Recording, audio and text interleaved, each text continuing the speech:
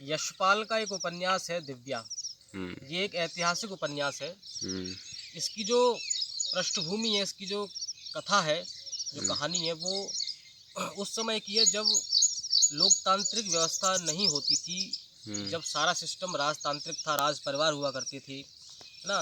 राजाओं के शासन थे, महाराज हुआ करते थे। हुँ, पुराने ज़माने की बात है। हुँ, दिव्या एक राजकुमारी है।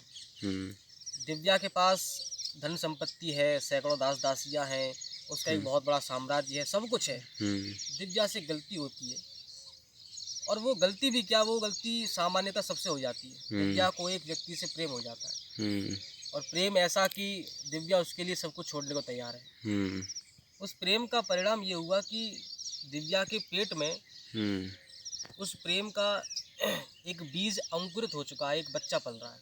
हुँ, उस व्यक्ति ने कहा कि दिव्या मैं तुझसे शादी कर लूँगा, हुँ, लेकिन परिस्थितियाँ ऐसी आती हैं कि दिव्या से उसकी शादी नहीं हो पाती।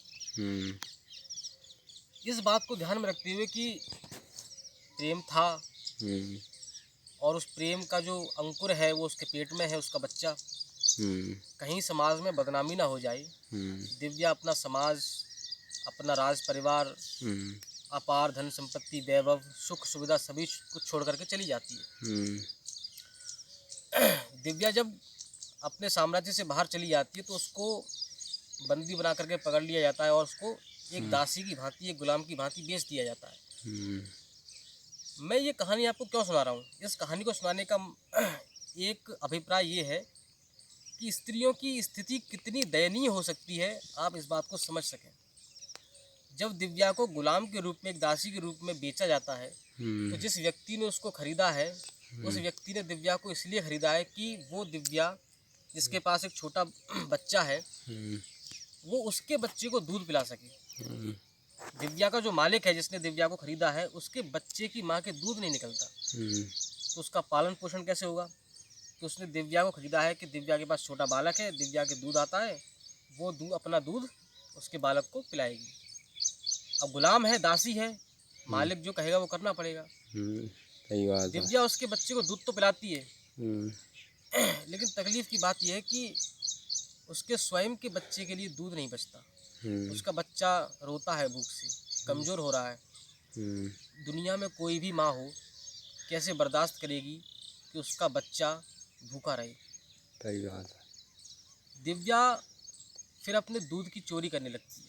हुँ, कितनी गजब की स्थिति है कि दिव्या को दूध की चोरी करनी पड़ती और दूध किसका? स्वयं का दूध, अपने हुँ, बच्चे के लिए। हुँ, और ऐसा हुआ क्यों? क्योंकि उससे गलती हुई कि उसने किसी से प्रेम किया। हुँ, उसका परिणाम ये हुआ कि आज वो एक दासी है, गुलाम है। हुँ, साहिल लुधियानवी ने प्रेम के ऊपर बहुत कुछ अच्छा लिखा है। हुँ, एक चीज़ मैं आपको सुनाता हूँ साहिल लुधियानवी की। जो लड़के लड़कियाँ रिलेशनशिप में होते हैं हुँ, और बाद में ब्रेकअप हो जाता है, हुँ, एक दूसरे को ब्लेम करते हैं हुँ, कि वो ख़राब था या वो ख़राब थी। हुँ, वो गाना आया ना कि दारी मोई छोड़ के चली गई तेरा नाश जावे वो, है और ना, जैसे तेने मेरे संग करी। एक दूसरे को ब्लेम करने से अच्छा है कि आप उस रिश्ते को, अगर आपको पता है कि हुँ, आपका आगे कुछ हो नहीं सकता, हुँ, शादी नहीं हो सकती या इस रिश्ते में निभाह नहीं हो सकता आगे, हुँ, आप उसको वहीं पर एक दूसरे की स्वीकृति से, एक दूसरे की मर्जी से उसको वहीं पर विराम दो और हुँ, अपने अपने रास्ते निकल जाओ। सही क्यों है, किसी को ब्लेम करना, सही क्यों बात किसी है। से नफरत करना? अगर खूबसूरती से उस रिश्ते को वहीं पे छोड़ के आगे निकल जाओगे तो हो सकता है कि जीवन भर के लिए दोनों की नज़रों में एक दूसरे का सम्मान बना रहे। हुँ, साहिल लुधियानवी ने इसी बात को अपनी शायरी में लिखा है कि तारुफ रोग बन जाए तो उसको भूलना बेहतर, ताल्लुक बोझ बन जाए तो उसको छोड़ना अच्छा, वो अफसाना जिसे अंजाम तक लाना न हो मुमकिन, उसे एक खूबसूरत मोड़ देकर छोड़ना अच्छा। क्या बात है। आप एक खूबसूरत मोड़ दे करके अपने रिश्ते को विराम दीजिए और एक दूसरे से नमस्ते कीजिए और अपने अपने रास्ते निकल जाओ। क्यों किसी को ब्लेम करना? सही बात है। दिव्या ने भी, मैं समझता हूँ कि दिव्या ने उसको ब्लेम नहीं किया। हुँ, ठीक है, उसकी शादी नहीं हो पाई उससे, कोई भी वजह रही हो। हुँ, दिव्या अपना संसार छोड़ करके, अपने प्रेमी को छोड़ करके आगे अपने रास्ते पर निकल गई। उसके साथ फिर जो कुछ भी हुआ ठीक है।